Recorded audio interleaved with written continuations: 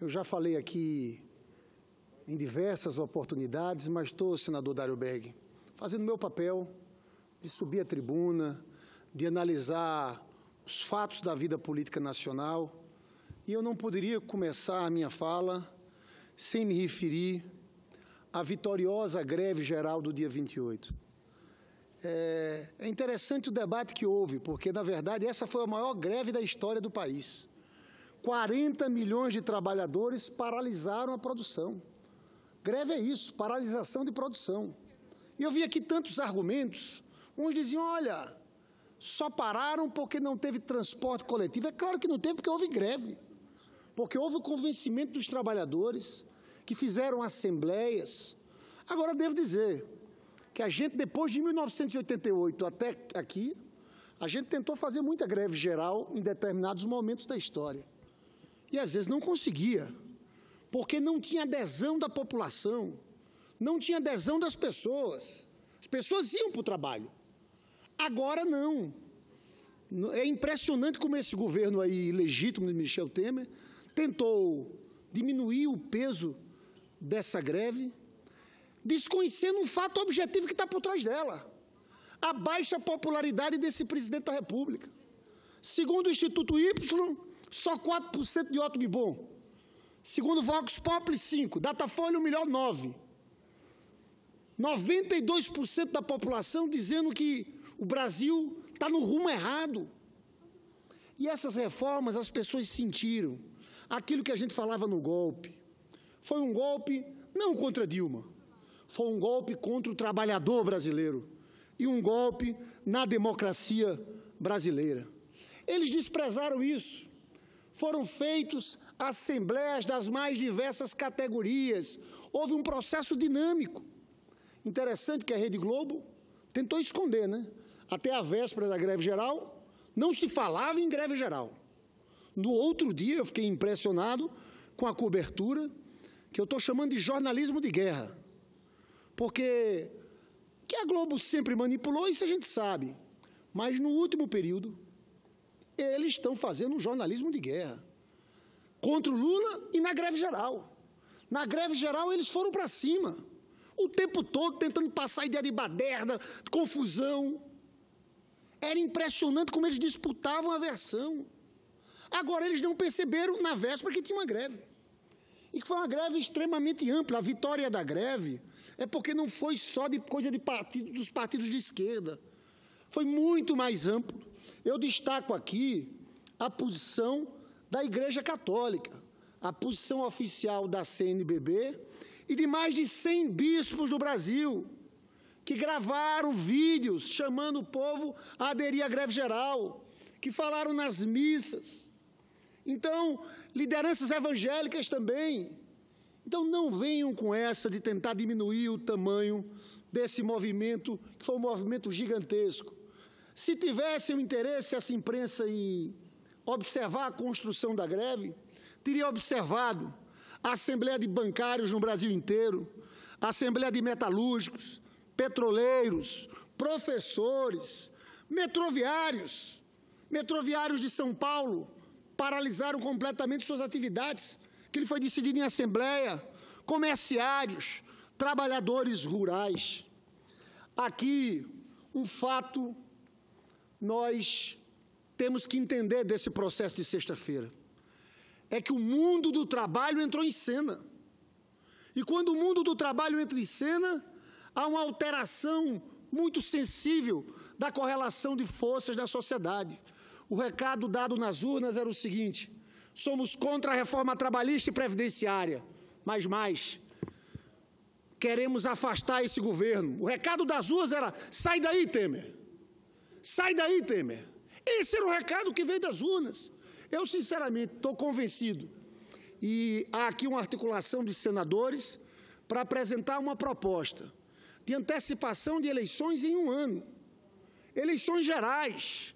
O Brasil não tem condições de chegar a outubro de 2018. Nós temos que fazer eleições em outubro de 2017, eleições gerais para deputado, para senador, para presidente da República, porque tem que ter alguém com legitimidade para tirar o país da crise. nós teríamos o nosso candidato Lula, o PSDB pode ter o dele, o PMDB pode ter o outro. O problema é que o país não aguenta. Nós estamos mergulhados numa crise violentíssima. Então, eu acho que aqui no Parlamento a gente tem que começar a fazer esse debate.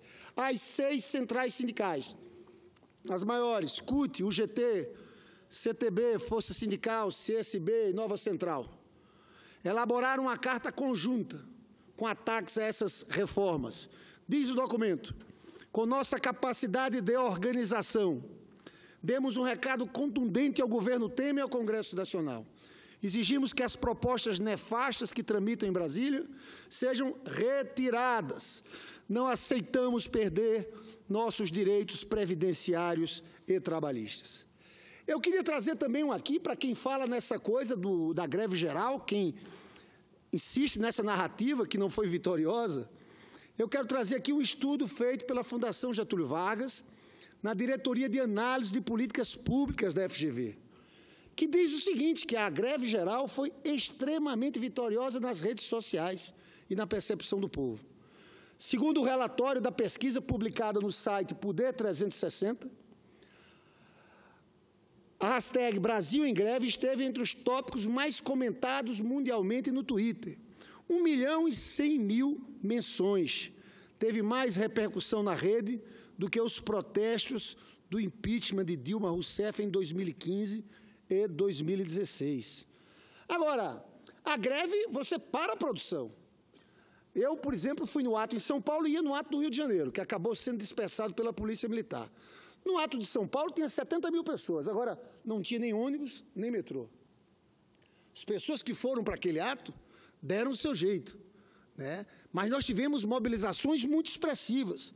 Em Recife, 150.000 pessoas, em Natal, 70.000 pessoas, Campo Grande, 60.000 pessoas, João Pessoa, 20.000 pessoas. Agora, a cobertura da imprensa, eu quero chamar a atenção aqui da cobertura internacional, que foi uma cobertura muito digna. A cobertura da imprensa no Brasil, eu acho que quem muito bem definiu foi a ombudsman da Folha de São Paulo, Paula Cesarini da Costa, que em artigo magnífico escreveu que na sexta-feira o bom jornalismo aderiu à greve geral, não compareceu para trabalhar. Continua Paula Cesarini: a greve geral convocada por centrais sindicais e movimentos de esquerda mostrou que a mídia precisa se qualificar para esse tipo de cobertura complexa e de altíssimo interesse do público leitor. Eu queria também trazer a opinião aqui do escritor e blogueiro Mário Magalhães, que diz no artigo: o ódio contra a greve retrata o atraso do Brasil. Escreve Mário Magalhães: se eu fosse antropólogo, estudaria um fenômeno curioso e obscuro. Porque muitos brasileiros que viajam ao exterior são tolerantes com conflitos sociais no estrangeiro, intolerantes aqui. Mais pontualmente, porque encaram ou aparentam encarar as greves de lá como episódios do cotidiano democrático e as do Brasil como uma aberração extremista. Continua ele, dizendo que nenhum fato vai esconder o fato de que os trabalhadores se movimentaram e essa greve conseguiu mostrar para o país que o que está por trás de tudo isso é uma profunda retirada de direitos dos trabalhadores. Eu hoje confesso, Daruber, que eu tomei um susto, porque foi aprovada a reforma trabalhista na Câmara, ela está aqui. Amanhã vamos ter uma reunião de centrais sindicais com o líder do PMDB, senador Renan Calheiros. Tinha uma discussão aqui de atropelar e urgência para votar no plenário. Não foi isso, a presidência despachou para passar em 2 comissões, CAI e CAIS, mas nós não aceitamos. Nós defendemos ainda a CCJ e Comissão de Direitos Humanos. Pelo menos a CCJ tem que passar, porque nós estamos falando da CLT. É um código, é um conjunto. Nós temos que ter uma discussão aprofundada no aspecto jurídico, da constitucionalidade. Mas eu tenho muita esperança que aqui no Senado a gente dê uma brecada nessa reforma trabalhista, para discutir ponto a ponto, com calma, da mesma forma que a gente fez no processo da terceirização, quando foi aprovado por Eduardo Cunha, e até hoje está tramitando aqui.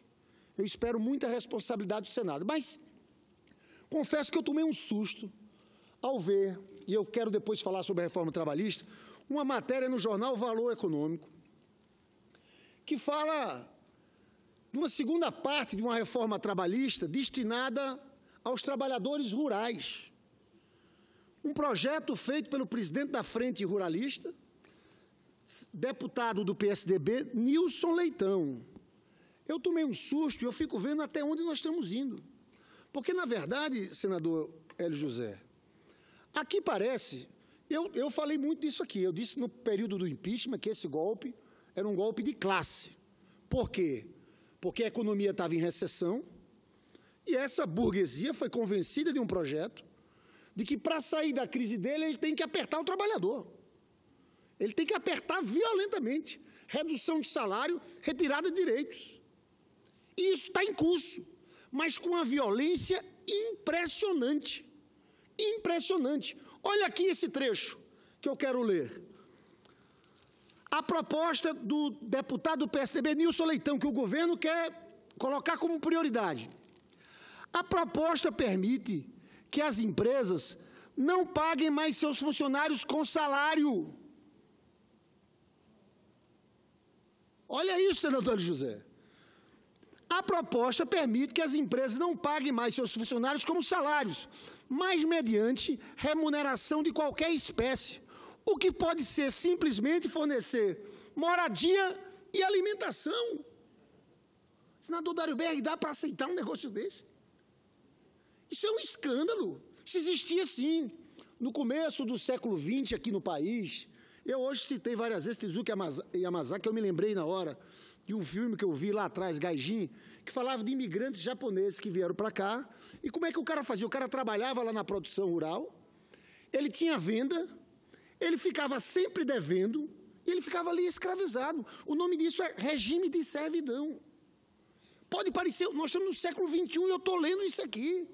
E isso é prioridade para o governo. Isso é escravidão. Regime de servidão é trabalho análogo ao trabalho escravo. É um escândalo. Mas continua, veja bem, é terra arrasada. É terra arrasada. Eles continuam. Além disso, aumentar até 12 horas a jornada diária por motivos de força maior. Substituição do repouso semanal dos funcionários por um período contínuo com até 18 dias de trabalho seguidos e a venda integral das férias dos empregados que moram no local de trabalho. Então, o trabalhador que mora no local de trabalho pode vender as férias, porque isso é um direito do trabalhador ter direito de férias. O outro que mora longe, trabalhar 18 dias seguidos, sem direito ao repouso semanal.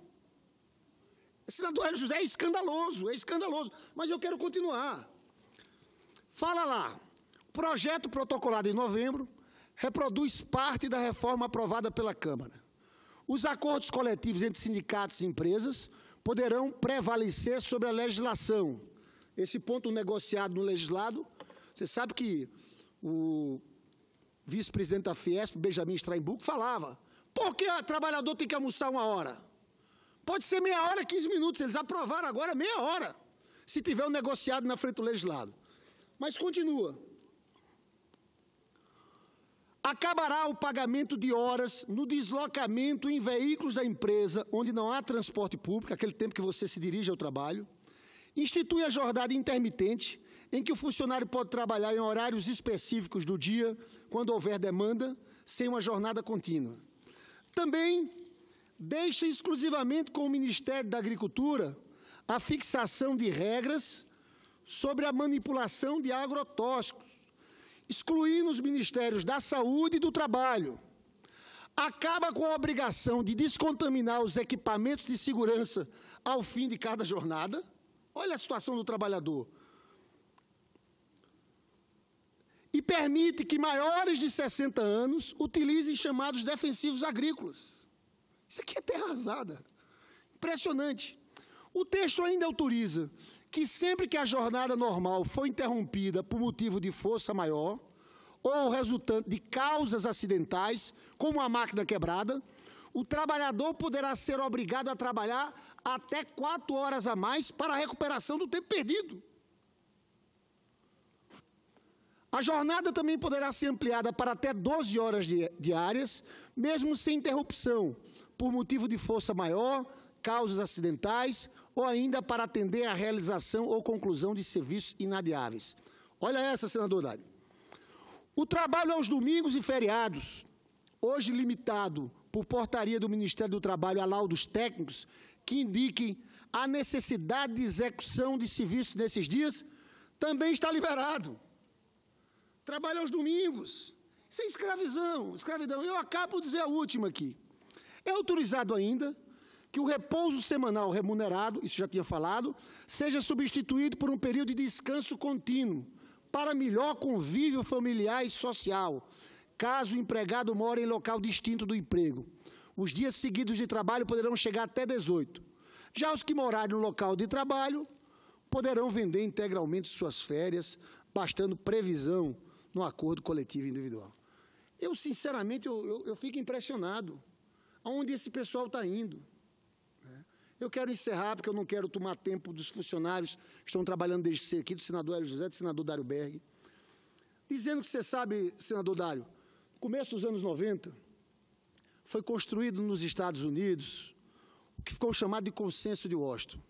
Era todo um receituário de políticas neoliberais, que falava de privatização, de retirar direitos trabalhistas, direitos previdenciários, abertura comercial total.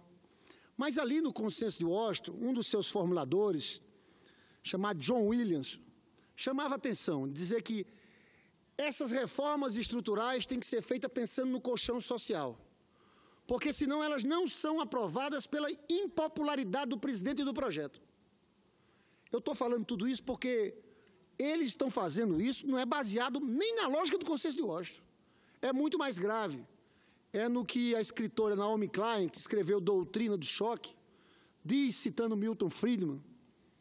Milton Friedman dizia que o momento de crise, ou de suposta crise, tem que se aproveitar para fazer as mudanças com velocidade, para não se voltar à situação anterior. É justamente isso que eles estão fazendo aqui. Uma espécie de doutrina de choque. Aprovando o momento dessa crise que a gente viveu no país todo, para passar todo o projeto, entregar pré-sal, venda de terra a estrangeiros, fazer essa maldade com a reforma da Previdência e da reforma trabalhista, com a PEC dos gastos que coloca esse país numa crise permanente, porque é um plano de austeridade que não oferece saída alguma para o crescimento econômico. Então eu encerro minha fala nesse dia de hoje, ainda feliz pela repercussão da greve. É impressionante como os tucanos sumiram do plenário. Os tucanos estão num processo de depressão profunda, porque sumiram. Sumiram completamente. Nós hoje aqui falamos tudo que tínhamos que falar sobre essas greves e essas reformas trabalhistas. E impressiona, quando eu falo que os tucanos sumiram, no meio de todo esse bombardeio contra o presidente Lula, o Lula sobe 5 pontos na pesquisa Datafolha. Aparece em primeiro lugar disparado, com 30%, 31%, o dobro do segundo colocado, Jair Bolsonaro, 15%, senador Aécio, 8%, senador Alckmin, 6%, governador Alckmin, 6 pontos. Eu tenho dito, inclusive, que os tucanos foram responsáveis por isso. Eles abriram o caminho para a extrema-direita, para o fascismo no Brasil. Eu disse isso aqui há 2 anos atrás, todo discurso eu falava para eles. Vocês estão indo para passeatas, vestidos lá de verde e amarelo, com a turma que defende intervenção militar. E os senhores não estão demarcando o campo. Foram engolidos pela extrema-direita, por um discurso de intolerância que eles mesmos ajudaram a criar. Agora, é impressionante a resistência do presidente Lula, porque essa resistência vem de uma coisa muito objetiva. As pessoas lembram que naquele período houve inclusão social, que a vida do trabalhador melhorou, que 40 milhões de brasileiros saíram da miséria absoluta. As pessoas têm esse sentimento. As pessoas viveram aquele processo todo. E agora a gente está nessa situação. Um presidente fraco, que ataca os trabalhadores, e ataca os trabalhadores por quê? Porque ele não tem prestação de contas a fazer ao povo brasileiro. Porque ele não foi eleito. Ele só tem que prestar contas a quem? A quem deu o golpe. ao grande capital, à mídia. E aí fica com a bandeira dessas reformas antipovo. E eu chamo a atenção, senador Dário. Vossa Excelência sabe o respeito que tenho pelo senhor. A gente tem que ter uma pauta que coloque o crescimento da economia brasileira em primeiro plano. Eu hoje, meu estado, o Rio de Janeiro, está vendo uma situação de convulsão social. Hoje foram 9 ônibus queimados, colapso total do sistema de segurança. Hoje, o dia de hoje. Eu já falei hoje cedo aqui, um dia de colapso total, as pessoas paradas no trânsito, assustadas. É claro que a crise do Rio tem um processo de corrupção gigantesco que houve, tem isenções fiscais à empresa que deram o que não podiam dar, teve desequilíbrio fiscal também, tem que ser dito isso, no momento que a economia crescia, eles foram demais. Mas o Rio de Janeiro não sai dessa crise econômica se o país não voltar a crescer. Não tem jeito. A frustração de receitas é violentíssima. E no Rio de Janeiro é uma situação mais grave. A economia do Rio de Janeiro está toda montada em cima de óleo e gás, do petróleo. Toda a força da economia do Rio está aí. E o que é que está acontecendo? A Petrobras, que há 2 anos atrás tinha investimentos no Brasil na ordem de 1,9% do PIB, a maior parte no Rio, caiu o investimento para 0,86%. Isso é um baque violentíssimo. E para acabar a loucura final, acabaram a política de conteúdo local. Hoje a senadora Ana Amélia, que eu discordo aqui na maior parte dos pontos de vista discutidos, falava sobre o polo naval do Rio Grande, que tinha 16 mil trabalhadores, tem agora pouco mais de 1.000. Porque o que era a política de conteúdo local? Você tinha os investimentos e se obrigava a produzir aqui no país, navios, plataformas, sondas, todo um setor industrial. Agora, com o argumento que nós temos que ganhar velocidade, querem produzir fora do país. Na verdade, o ritmo, o tempo de atraso é o mesmo. Obras feitas aqui e fora do país. Mas mesmo que atrasasse um pouco mais aqui, você estava gerando emprego aqui. Então, o fim da política de conteúdo local, fim da política de conteúdo nacional, para o Rio de Janeiro é um desastre gigantesco. Agora, senador Dário, então a retomada do crescimento econômico é fundamental. E num momento como esse a gente fica falando só de austeridade, austeridade, austeridade, ajuste, ajuste, quando o centro das preocupações nacionais tinha que ser a construção de um processo que tirasse o país da recessão, colocasse o Brasil para crescer. Esse tinha que ser o grande esforço do parlamento e do Brasil nesse momento. Infelizmente, nós no Brasil não temos elites. São completamente despreparados. Nós temos, eu encerro agora mesmo, nós temos uma classe dominante completamente despreparada, que não tem projeto para esse país. E eu encerro, senador Dário, repetindo o que eu falei há pouco. Eu acho que agora a gente tem que olhar mais para o Brasil. Às vezes acabar com as disputas partidárias, de só aqui, ficar no debate. Claro que vai ter disputa partidária, de projetos. Mas eu acho, sinceramente, é hora de parar e dizer assim, gente, será que não é melhor para todo mundo a gente antecipar uma eleição para 2017? Nós vamos lançar o Lula, o PSDB lance quem quiser, o outro lance quem quiser. E daí sai um presidente com legitimidade popular para construir uma saída. Eu volto a afirmar aqui, Temer não tem condições de levar isso até final de 2018. E a morte dele, sabe qual vai ser? Reforma da Previdência que não vai ser aprovada. Quando ele não aprovar a reforma da Previdência, ele é descartável. Porque ele está aí, só segura ele para fazer a reforma. Então é uma crise muito grande que a gente vive hoje no país. E eu acho que num momento como esse, a gente tem que pensar em saídas para o país. E isso passa pelo povo, por recuperar a legitimidade popular, e quem sabe até, senador Dário, depois discutir um processo constituinte, porque o grau de esgarçamento que as instituições do Brasil chegaram é gigantesco, que a gente tem que ter compromisso com esse povo trabalhador, com esse povo mais pobre, quem é quem está pagando a conta por essa crise. Agradeço muito a Vossa Excelência, peço desculpas a todos os funcionários daqui, já são 9h46, eles chegam bem cedo, mas era importante, a gente está nesse momento da greve geral, reafirmando uma posição aqui. Muito obrigado, senador Hélio José, também.